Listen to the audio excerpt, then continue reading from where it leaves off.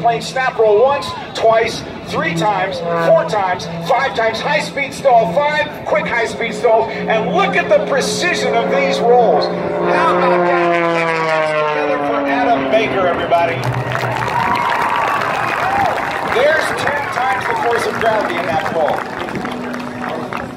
Now he'll slow the airplane down with point rolls on the up line. He'll reach 0 airspeed. Gravity's all going to win. He does the hammerhead stall turn and now puts it into a knife edge spin. Man, I wish I had my mother-in-law up there.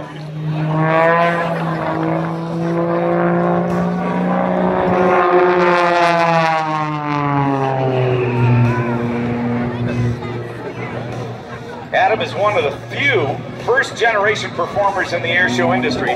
He didn't come from an aviation family or background. He simply likes doing what he does and showing that if you're determined enough, you can accomplish any goal you set. He also hopes to inspire anyone to take a chance on a dream, whatever it may be. 330 horsepower.